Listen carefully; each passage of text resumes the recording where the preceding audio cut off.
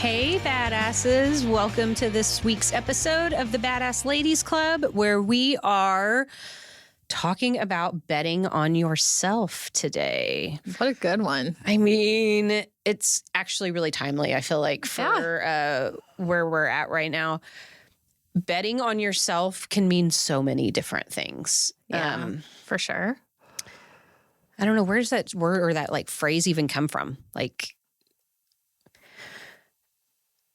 so much of like the experiences that I had before I like really trusted myself was me trying to decide like what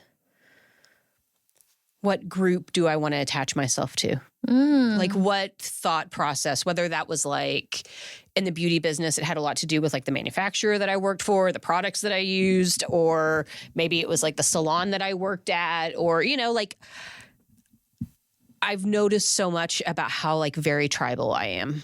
Ooh, yeah. You know, like that I like being part of a collective or a tribe. And something I'm noticing so much right now is that like I'm kind of creating my own tribe and constantly reevaluating what that means and what that looks like. Mm-hmm. And that it's so fascinating the more you bet on and trust your own judgment instead of like wanting to belong to another tribe and being like, because I remember especially with Aveda, like when I started going to Aveda shows and Congress and all of these things, and I was like a part of that, I was like, oh, this is my tribe, you know, like I want to be, addicting. Yeah, like in this. And I feel like, you know, cults get a really bad rap, right? Like they're not that, but in that not, and I'm not like calling anything specific a cult. I'm just saying tribal mentality does hit these things inside of you where you start to look outside of yourself, where you're like, okay, so if I'm a hashtag fill in the blank makeup artist, what does that mean? You know, like what products do I need to use? What tools do I need to use? What's a career path? How do I get further into the tribe? And that is so cool because what inevitably ends up happening is that people start to differentiate what they want to do from what the tribe's doing. Mm-hmm. And then there's this like handful of people that start to spin off. And then when you're in the tribe and people spin off, you kind of judge them.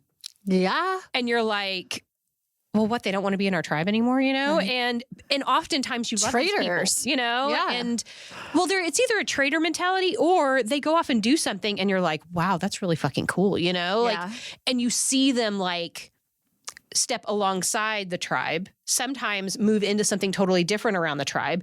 And then all of a sudden it kind of becomes okay. And then they've got their own thing going and then they're starting their own tribe.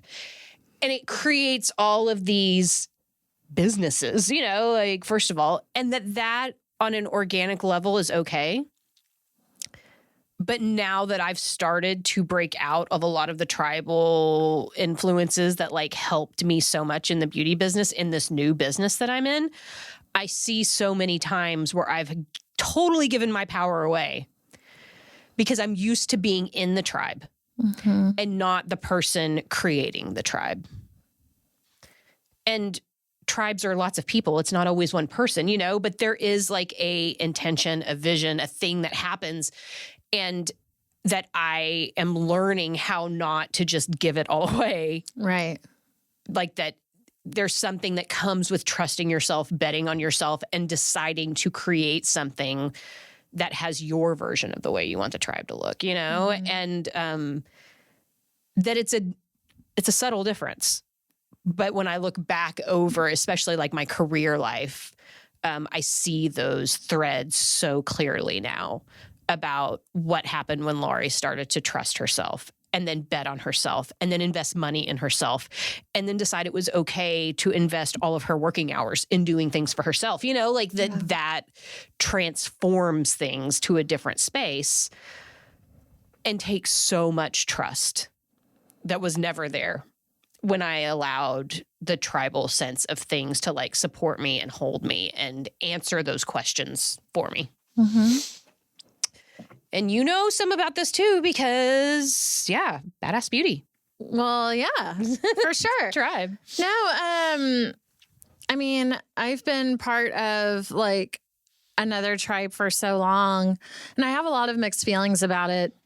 You know, it's not all happy. Like No. I'm excited about my transition into Badass Beauty and working with a different manufacturer altogether. And like, so yes, those things are happy and exciting, but like it comes along with this totally other set of like bitter, sweet feelings about everything. Because I am a very tribal person. Yeah.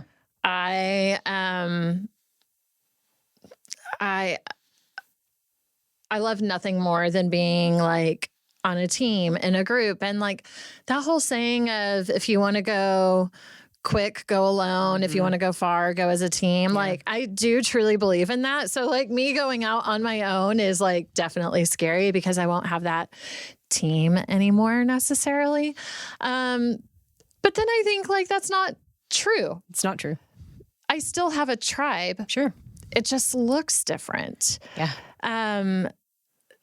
But my tribal mentality before my new tribal mentality is that I'm nothing without this tribe.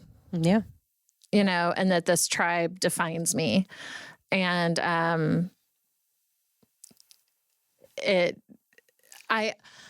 I never felt empowered to bet on myself. Mind blow right there. So you never felt empowered to bet on yourself. Who was empowering that or not? Like whose responsibility is it to empower you to bet on yourself? I would venture to say it's the leader. See, I would always say that it was you in the first place. I mean, yes, but I'm talking like if I had a company of employees, I would want to empower those employees, Of course. to bet on themselves and to, you know what I mean? Well, and then I'm saying it's all about the quality of the leader then. Right. Which oftentimes when you're part of a tribal culture, you only know about the leader what they are willing to let you see, you know, like Right. that. And that is always the challenge, right? So when we talk about tribal cultures and mentalities, a lot of times tribe has this connotation of it's like not somebody who's trying to get something from you or out of you. Mm-hmm. And employment does, you know, Right. like, and that, but I guess what I'm getting at is like, you trust yourself now more than you did in that mentality. And now that you're giving yourself that permission to trust yourself, it's the only reason you can step out and create your own salon. Otherwise, you'd just be going and looking for a job at a different tribe. Correct. You know? Like, So, I mean, at the end of the day, like, I'm not pointing fingers. I'm not No. blaming. Like, this is a growth process. yes. Like, yeah. And it's interesting, like, with what you were saying before, because I would watch people leave our tribe and go out and do their own things, and they felt empowered to do that. Right. I never did. So, like, And it wasn't because of the leader that they Right. felt like doing that. It's It was because of they, themselves. Yeah, trusted themselves. So, like, I get that it's like different for everybody, and like that's just where I was at the time, where I didn't feel empowered to do that. But now I do. So it's a totally different set of circumstances. And you don't, right now with Badass Beauty, you are the sole proprietor, right? But with Badassladies Club, even, like, we are about to start hiring help. I know. I'm so excited. You guys, we freaking deserve to be supported, okay? Like, I'm so excited about us being able to get some help. But that in our tribe, we can choose to be the leader that does empower others to bet on themselves. So if our help that we're hiring came to us at some point and couldn't do it anymore because they were being called somewhere else, that becomes our opportunity to empower them to step into that and to not be bent that our support that we so desperately need isn't going to be there anymore. You know, like Yeah. that it always is this trickle down opportunity because you are going to have lots of people that are going to end up being employed by you in one way or the other, in one business or the other, and that ideally people benefit from the time that they work with you. And they also expand in ways that if our company can't continue to support the expansion of where they're going because they outgrow us, that's a really amazing thing and something to be celebrated and something that I struggled with so badly in my last career because there was no way to celebrate that. Right. It was like a betrayal. It undermined what we were creating. It put a ceiling on my personal success in that business. It made everything hard.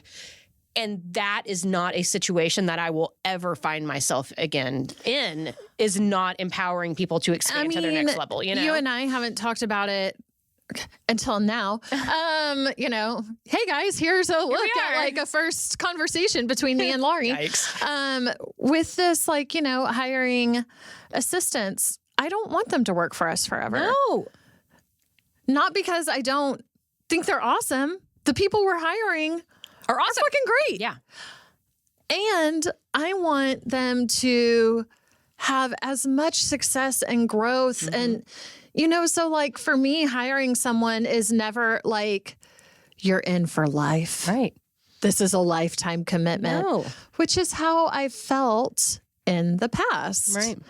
And when people left, it totally set things back and knocked us back and now we have to start all over. And it's just. It was not a sustainable cycle. No, it was terrible. Yeah. And so moving forward with our own company, I'm just here to say, whoever we hire, I want them to move on and grow. Yes. And it's not like, if that means with us, great. If it doesn't, great. Right.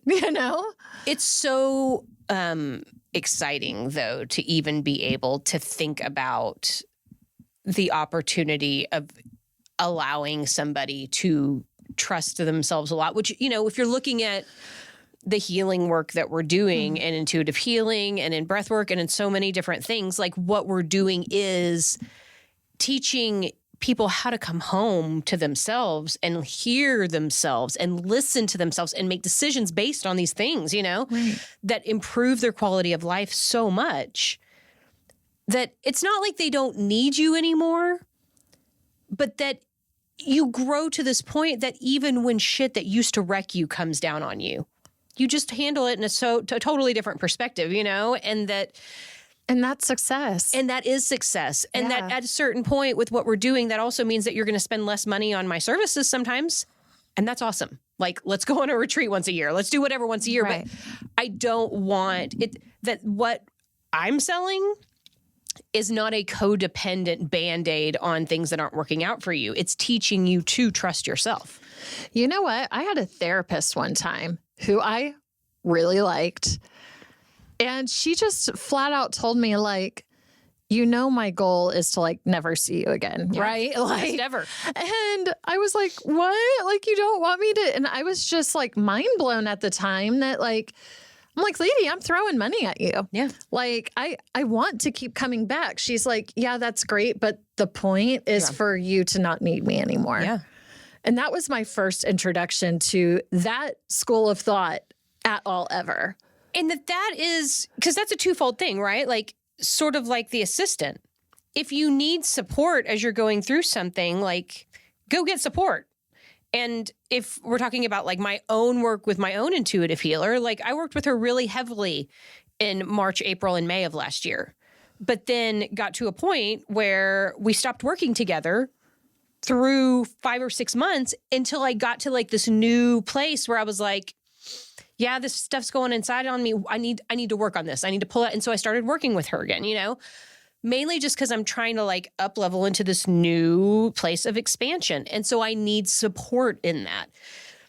But it's so cool to know that I get to decide what that looks like and when I need that kind of support, because I do hear, I do trust, I do know, and that it's just taken a year to be able to hear it clearly enough and trust it intensely enough Yeah. that even when I'm doing things that make zero sense, it's still totally okay, you know?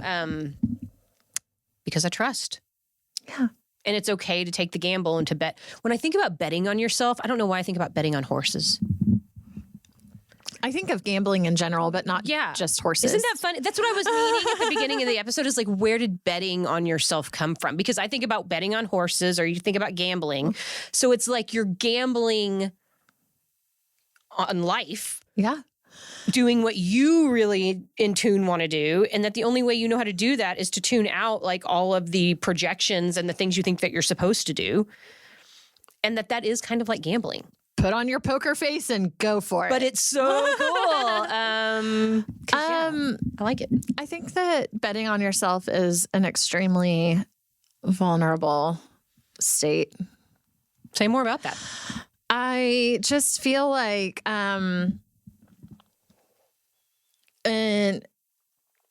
a culture where I come from, where it is a herd mentality, you know, or a tribal mentality, that betting on yourself is like jumping off a fucking cliff and not knowing if there's a net to catch you. Yeah.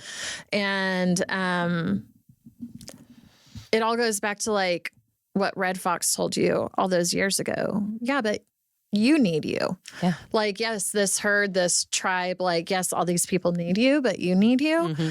And so whenever I think of betting on yourself, that's kind of where my mind goes, that it is an extremely vulnerable situation and it feels like I'm about to jump without this safety net parachute or whatever, but I've got me and that's okay. Yeah. And that the universe has me. Totally.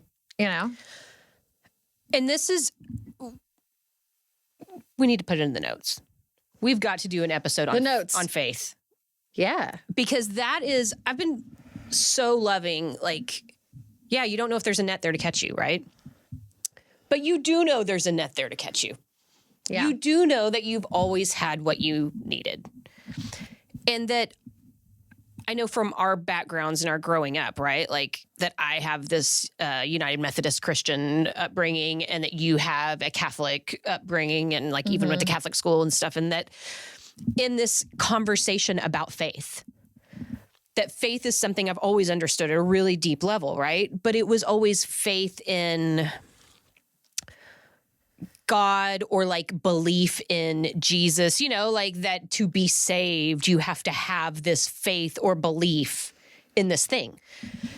And now I feel like I see it from such a much more broad perspective, just from like exposure to other dogmatic religions, you know, like that they look at things very similarly, where they also have faith in a being that is, you know, like a God to them, and that faith for me so much is just believing.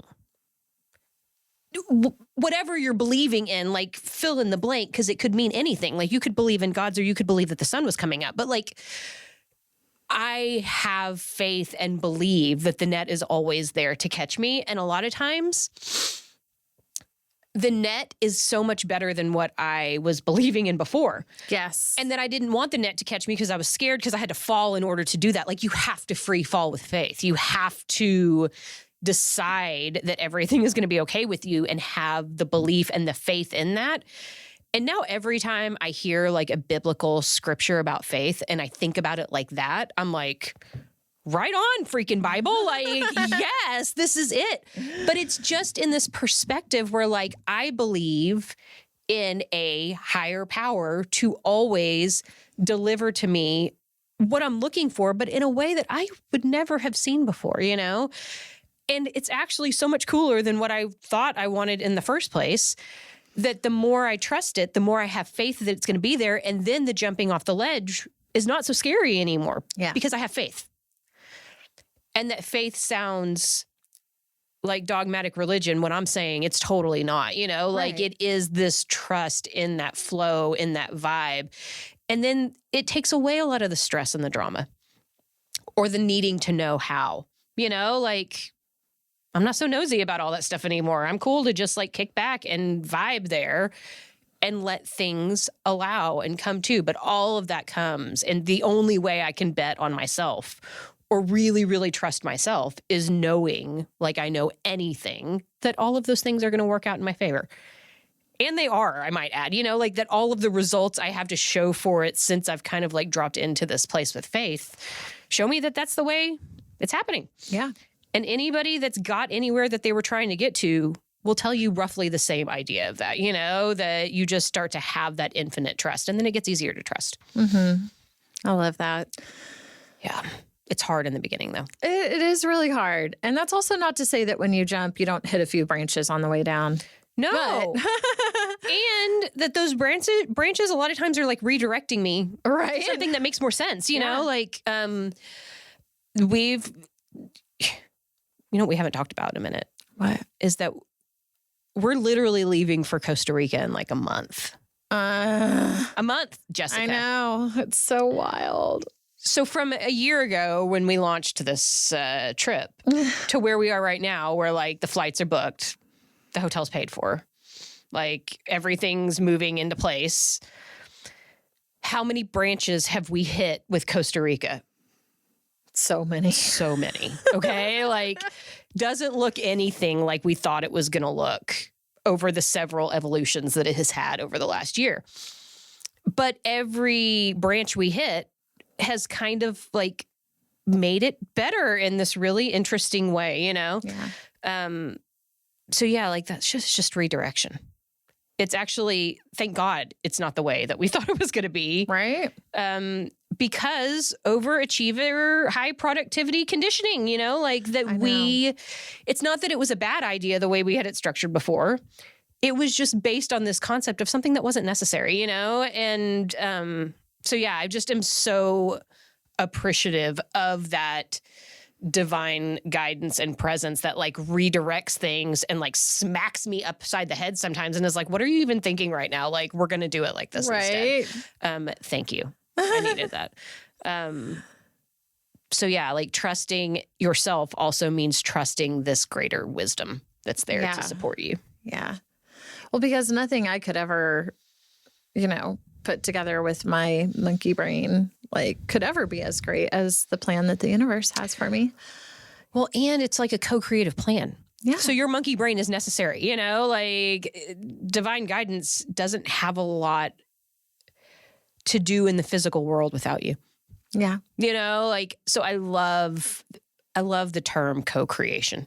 Me too. Like divine inspiration, divine action, inspired guidance, all of these things don't really function in a physical world without a human to do that with, And so I love that balance of, you've got to have faith, but guidance needs a physical body to pull it off, right? Like, so we get to be both and.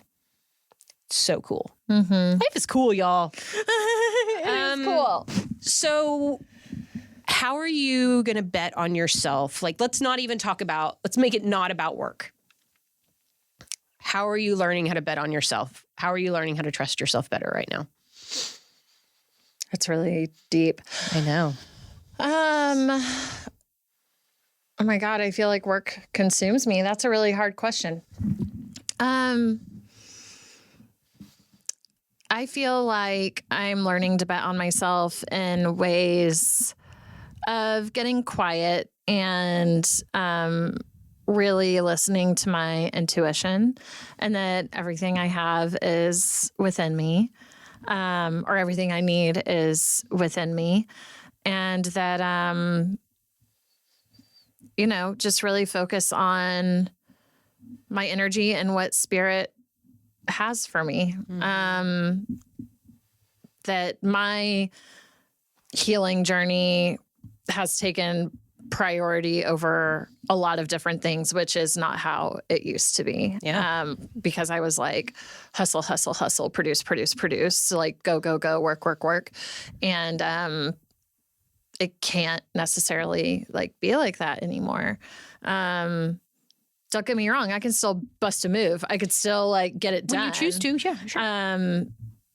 And I am, as we speak, but, nothing can happen unless I'm okay. Yeah. you're what's holding up the house of cards. Yeah. Yeah, totally. What about you? I'm trusting like this. I don't know. This kind of maybe goes back to like we were just talking earlier about boundaries and time, but trusting my trusting the time that I don't have scheduled.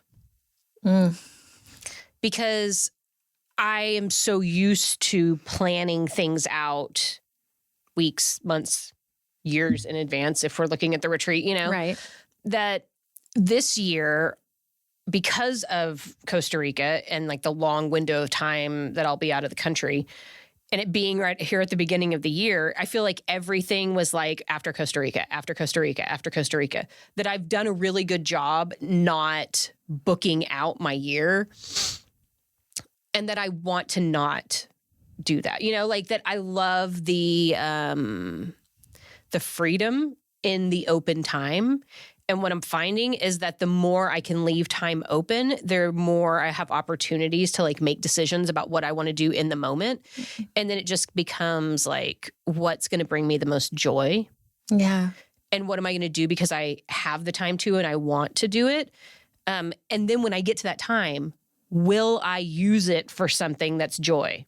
Or will I squander it being, I don't know, lazy's the wrong word, but like not do. So I could choose to hole up and watch Succession.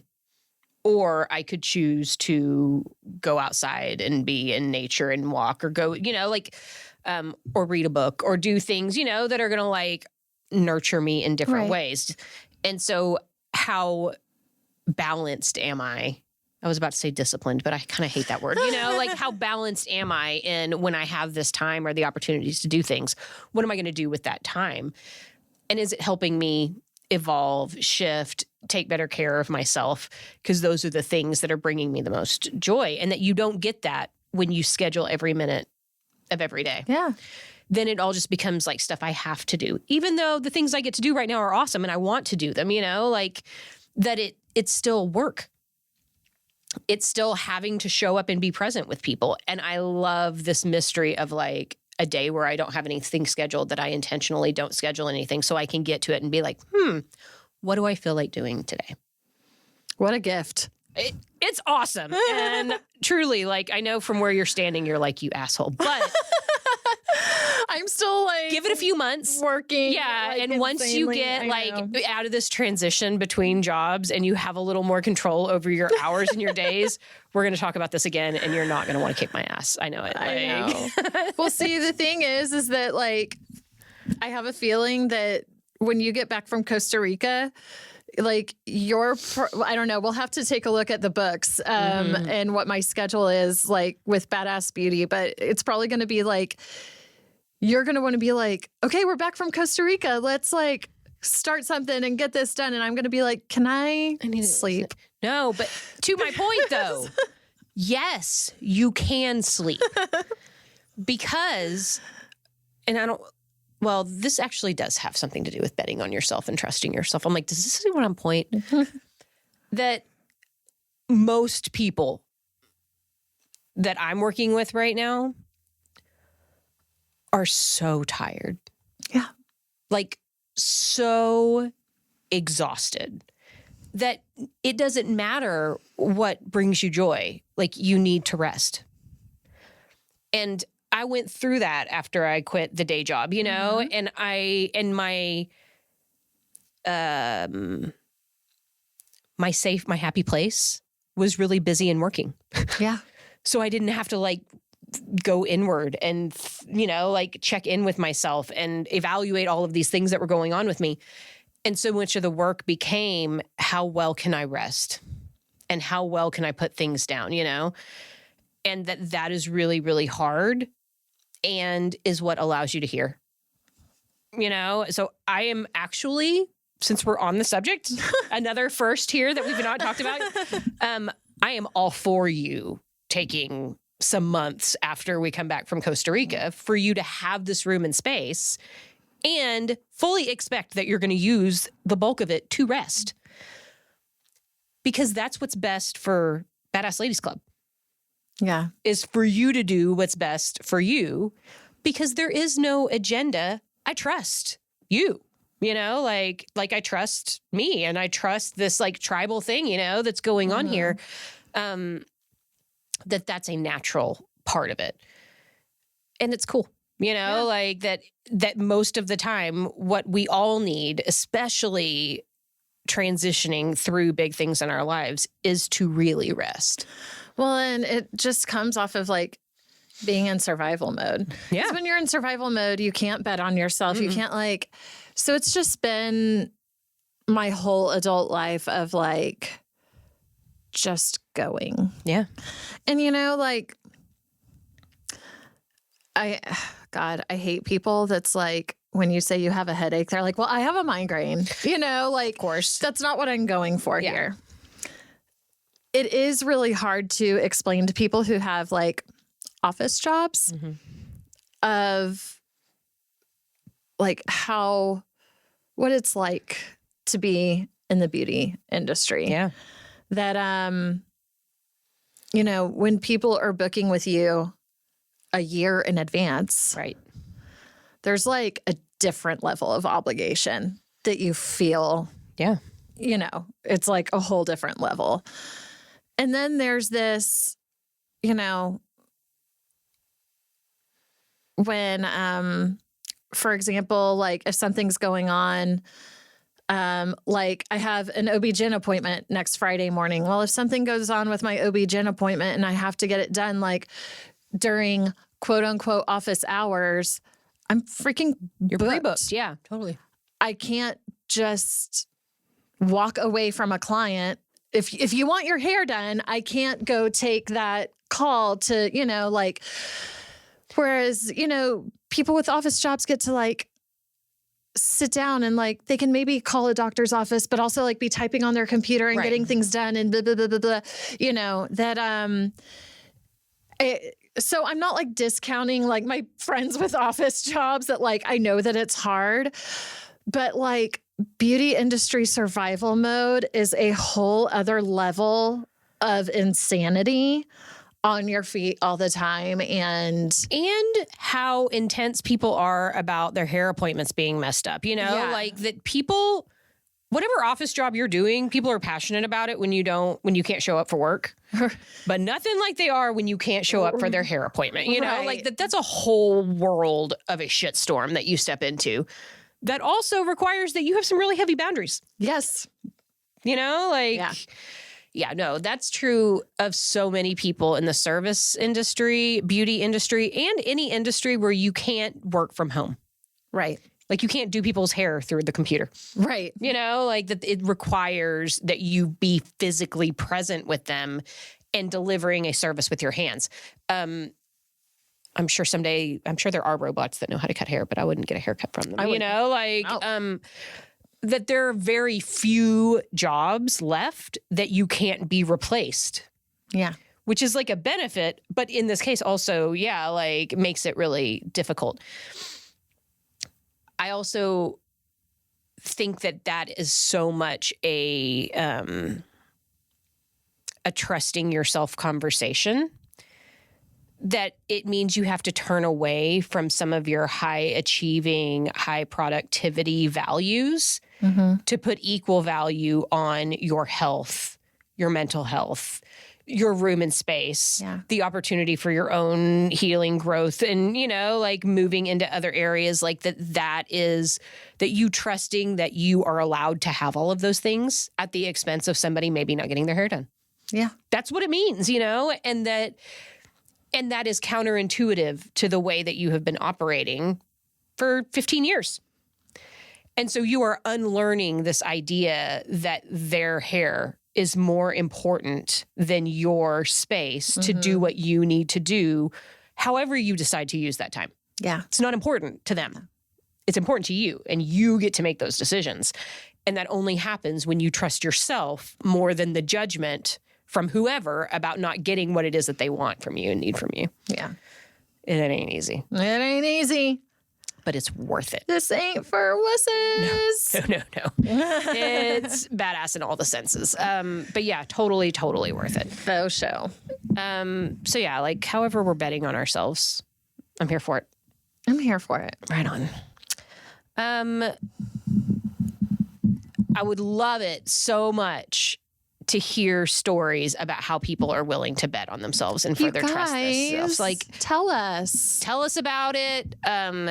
Post it in your stories and tag Badass Ladies Club, and we will totally repost that for you.